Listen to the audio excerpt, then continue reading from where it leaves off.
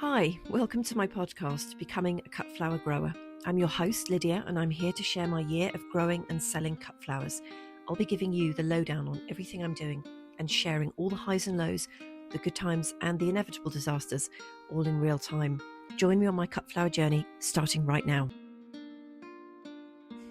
Hello, welcome to the latest episode. It is Friday, the 20th of February, 2026, and I'm recording this in the afternoon. I've just come up to the hens to give them an early tea, and I thought you might like to join me on a walk through the plot.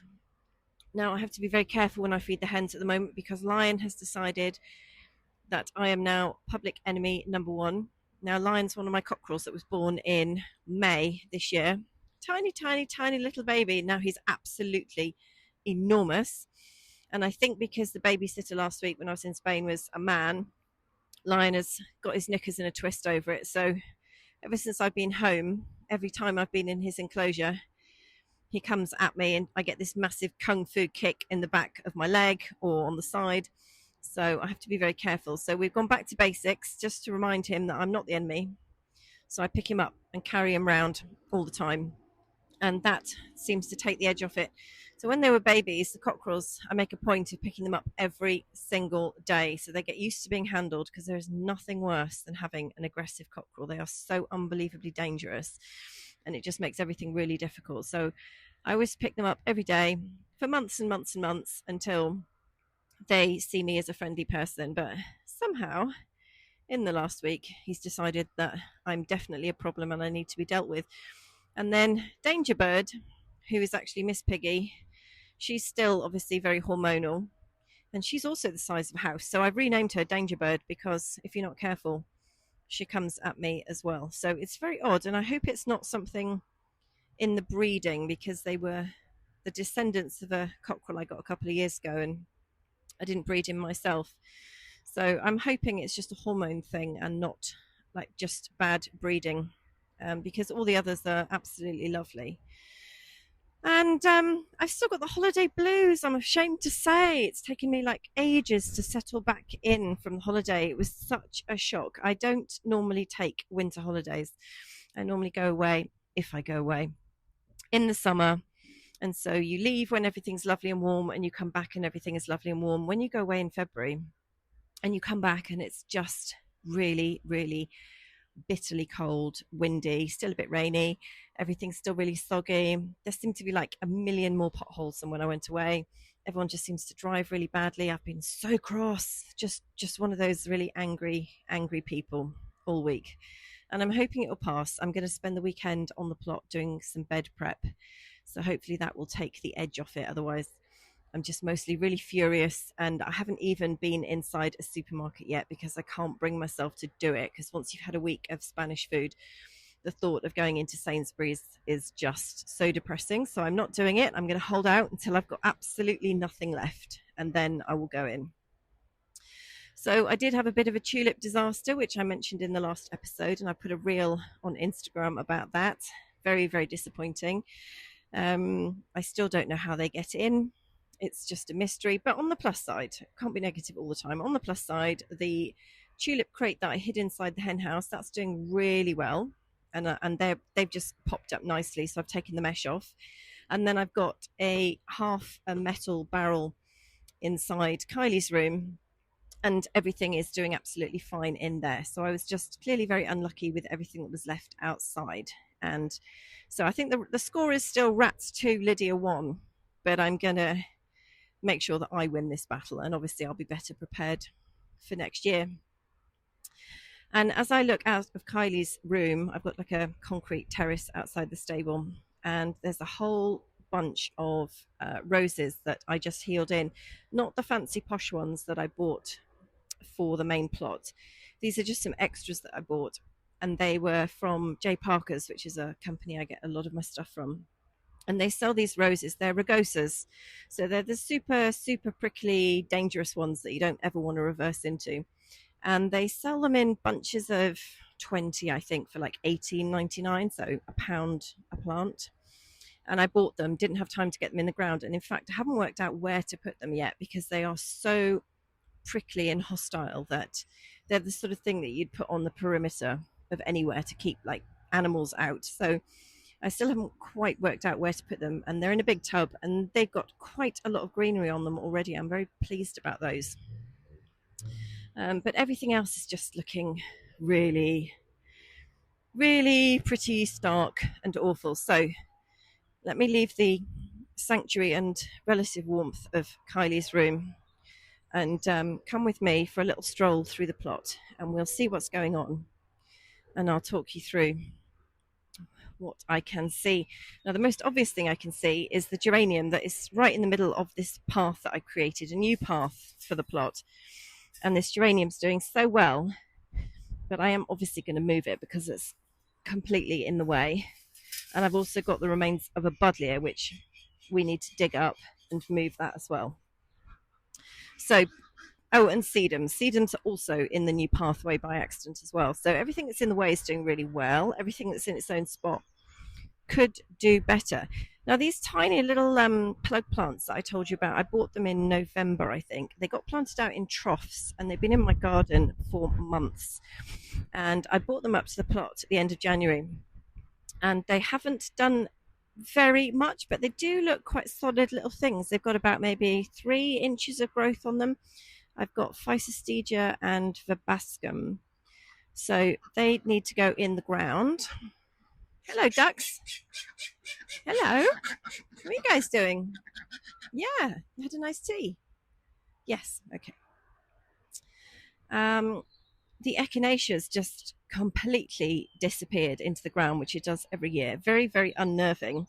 There's not even like the tiniest fleck of greenery on those guys. There's just a pile of sticks, or some of the sticks have even blown away. So nothing happening with those guys yet. And the kale looks like it's bolting, so I think I need to just eat all of that.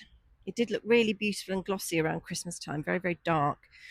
And now it just looks like it's making a run for it, and I don't blame it, to be honest. So there's the remains of my crate of tulips that got completely decimated. They're sitting under the table. Now, the ones that were in these plastic pots, I've put plastic lids over them, and they seem to be fine, but there's no evidence of anybody coming through there, so we'll just put the lid back on and ignore those.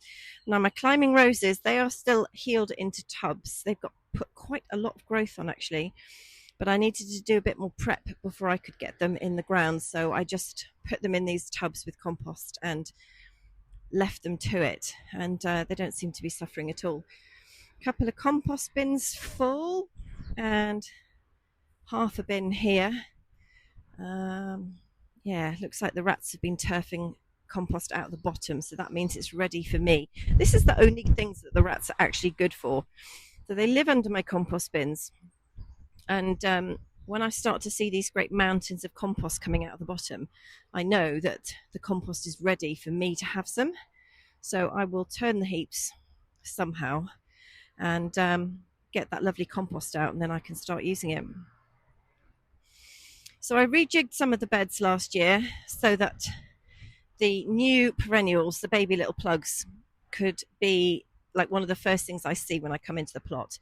And the more established chunky stuff has gone right down to the end of the plot, because the great thing about perennials is once they're established, they're pretty tough and they don't need much babysitting, whereas the new ones, I wanted to be able to keep an eye on them. So I think, oh yes, this is a couple of rows of geums that I've got in here. And then some garlic, which is cropped up, which I planted the year before last. So that's nice. Nice little treat. And the foxgloves are all looking lovely as well. Yeah, they're looking really nice, actually. Yeah, there's a few things that need cutting back. In fact, it just looks like a bomb's gone off in here, to be honest. I'm quite embarrassed about it, really. I kind of wanted to start like this trend on Instagram. I haven't got the confidence to start it, but encouraging growers to take photos of like the worst bits of their plot, just so that we could see the reality. Because I'm a relatively tidy person, but you do tend to just let things go, or I tend to let things go in the winter a little bit, because it's just too hostile to be out here. It's just horrible. And I'm not sowing seeds in the greenhouse yet, so I haven't got any photos of me doing nice, tidy things. I guess maybe if I did some bed prep this weekend, I would have something nice to look at. Now, the interesting over here, this is the scabious bed, or one of the scabious beds from 2025. And I cleared one lot out completely. And then, just as an experiment, I thought I would leave the second bed in and see if they survived, because I read somewhere that scabious can be perennial in the right conditions. So I thought, well, I'll give it a go. And some of these guys have overwintered really nicely, but they've kind of got long, bare stems and then lots of leafy top growth. So they haven't fallen over, but they don't look like they did in the summer. But it will be interesting to see what those guys do this year, whether they actually flower or not.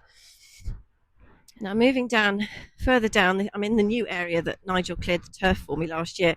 I've got a huge clump of phlox that is not actually in the ground. He's just sitting on the soil. And I remember now that I moved him and thought, I must remember to replant him, and then just completely forgot. And amazingly, it's got, I don't know, an inch of beautiful new green growth on the bottom. But obviously not the ideal thing to leave the whole root ball above ground. The Physocarpus. I bought some for foliage for next year. And these guys are doing really well. They've got the smallest, tiniest little buds on all the branches, and they're looking really pretty actually. And I've got a Pittosporum that's actually held up with 2 road pins and some string, because he transplanted out of my garden, and I just thought that's just going to blow over in 5 seconds. So he's held up. Now the rebays, I bought a couple of rebays again for foliage. These guys look really beautiful. They've kind of got this sort of maroon stem and these beautiful green buds in a kind of soft reddy, russety coloured casing on the bud. I'm guessing the casings are going to fall off and then they're going to burst into greenery. They look very, very pretty. And then I've got all my Verbena bonariensis that I transplanted again from the old perennial area down to the new. That's looking very nice, but they're not actually anybody growing. No, not looking like there's anything going on there. And then we move down to the lilac that I optimistically bought, just one. And if I cut any of it, like, the plant would just be decimated. So that's kind of a long-term project. And he's hanging out with the eucalyptus, which all looks okay. And then we've got the hydrangea section. So I bought one last year, which was the most amazing one that I never got around to planting. So he spent all summer in a pot on the concrete in a tray of water and flowered his socks off. So I went and bought another dozen of those, half dozen, sorry, and they're all sitting up here, and you have to get incredibly, incredibly close to these guys to actually see that there is in fact fresh growth coming on those, which is good, because I panicked slightly, even though I look after perennials all the time and woody shrubs. There's something terrifying about when you buy them and then cut them back and you think, oh God, they've died, but they haven't. And over here, I've got a few rows of my baby phlox plants. These are the ones that I bought at the same time as the Figelia and the Verbascum. And these were tiny, tiny little plugs. And they've got about 1.5 inches of growth on them now. They look really nice. And next to them is Achillea the Pearl, which I'm actually very glad I have transplanted down here, because this stuff looks like it's going to be going completely rogue this year. So this is the one that I grew from seed in 25. Didn't think it would actually flower in its first year. So I planted it in a really stupid place that was basically like a path area. So I had to walk past it all year in the way. Made it really difficult getting wheelbarrows and stuff down.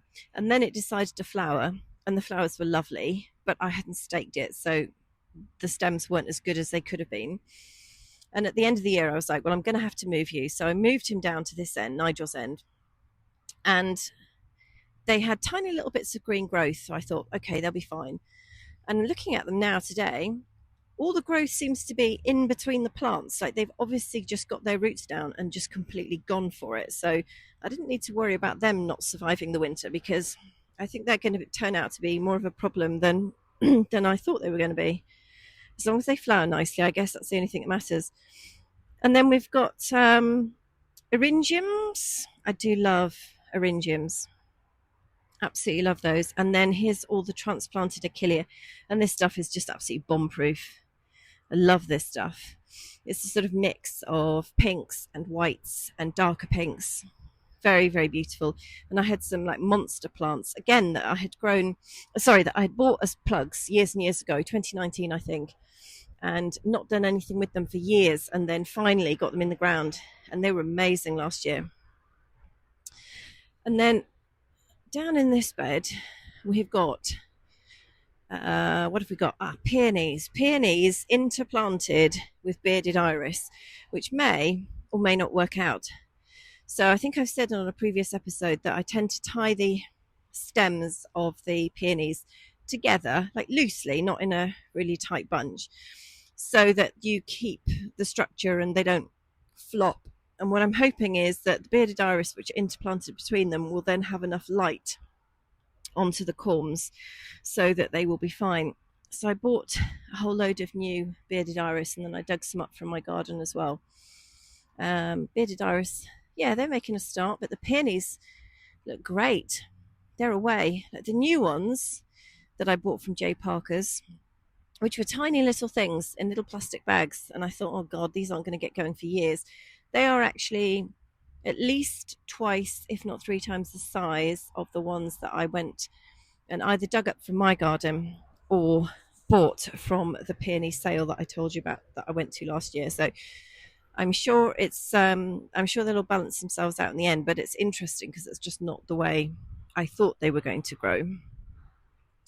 And then finally we've got my rose beds. So I've got two rose beds, and these are the ones that I bought in November last year, and they're doing very, very well. I gave them like a really hard prune when I put them in the ground, so some of them are only a few inches tall actually. I've pruned them a lot harder than I've pruned my roses at home, because I wanted them to just really concentrate on getting their roots down and just tidy them up a little bit. There was a little bit of breakage on some of the tops of the stems when I got them, and I didn't want any disease or any decay or any problems like that. So I thought, give them a nice short haircut and they're less likely to move around over the winter, and they're doing absolutely fine. I wasn't entirely sure about the spacings because I have never grown roses as cut flowers before. I have them in my garden and I've planted them for other people, so I do know all the right spacings, but cut flowers is a totally different world from gardening. So I have done my best estimate, and if I've made a terrible mistake, I will just dig them up and move them. It's not going to be the end of the world. So the water bowsers are chock full. I've got over 3,000 litres at the moment, and if I had more bowsers, I would have much more than that, because it has not rained for about 20 years. It seems to have just been raining constantly. And then up here past my hazel stick collection and my wheelbarrow collection, I have got my perennial scabious, which is the yellow one. And these guys seem to have survived the winter all right. Something's been nibbling the leaves, some kind of little bug or insect, I think. And the mole has come up through the bottom of one of them, which is a bit disappointing. 1, 2, 3, 4, 5, 6, 7, 8, 9, 10. Okay, that's about right. 10 of those guys. It was a bit of an experiment, and I was hoping that these guys would flower last year, but they decided not to. Oh, what have we got around here? Oh, interesting. So round the back here is a tub of daffodils that I will have just dumped here out of the way. And they're just about to flower. That's lovely. I should move. I'll carry them and put them down somewhere else, because I forget that I've got them. Yes, it's like finding a treasure trove when bulbs come up. Sometimes I find I've put something over the top of them. And then most of the time I'm trying to stop my other half parking his transit on them because they do pop up all over the place, and sometimes I just have visions of the van just going straight over the top of stuff. So it all feels like it's getting somewhere. It's just not fast enough for me. I don't know about you, but I get really, really impatient at this time of year. Like super, super itchy, want to get started. And it's I can't get starting on the seed sowing yet. So it's really like bed prep and getting things organized, and I've done all the work on the computer, as you know. So I am literally poised and ready to go, but it's just that kind of waiting, and it's just really frustrating, and it's just hard to imagine that in a couple of months' time I will be running around like a headless chicken with so much stuff to do, and there'll just be flowers everywhere, and well, maybe not in a couple of months, maybe a little bit longer than that. There'll be flowers everywhere, and I mean, I do still have to look back at photos of last year to remind myself of what it's going to look like, because it's just impossible, I think, for me at this time of year to imagine that it's going to be as beautiful as it was last year. So that's it from me today. I think that's all I wanted to tell you about, and I hope you've enjoyed coming around the plot with me, and I hope everything is good on your plot. And if you haven't started yet, I hope you've got plans for this year to start sowing some seeds and picking up some perennials maybe, and get started. Because I know sometimes I make it I'm so miserable sometimes. I don't make it sound like it's the most exciting, fun business in the world, and to be honest, nothing really is quite fun in February, but it will be very exciting soon, and I'm looking forward to the long evenings, because when it's dark, when it's summer, the birds go to bed really quite late, so I'm up on the plot, and it's just the chickens have upset themselves. It's beautiful being up here in the evening. It's just absolutely incredible. So good times are on their way. So that is it from me. Oh, do you know what? I've just realised I haven't done the plant profile series for today. Right. Right. When I get home, I will do that, and I will be back with the plant profile. Yes, hold that thought. Hello, welcome back. So here is me finishing off the episode with my plant profile of the week. But before I get to that, I want to apologise for the quality of the audio in the last episode, so Tuesdays. I don't quite know what happened, because I listened back to it and it sounded like I was trapped in a shipping container. And I really wasn't. I was in a room, in a house, and it should have sounded absolutely fine. So I don't know if there was a problem with the microphone or something, but it did sound really tinny and awful. So I'm sorry about that. Hopefully tonight is a bit better. Although I did do the first half out on the plot and it was incredibly windy. So forgive me. So plant profile for tonight is Statice, and it's also known as sea lavender, or the Latin name is limonium. And this came in at number 18 on my profitability profile of the flowers that I grew in 2025. And it didn't come very high up on the list because I just didn't do very well with it last year, which was just typical, but I'll talk about that in a second.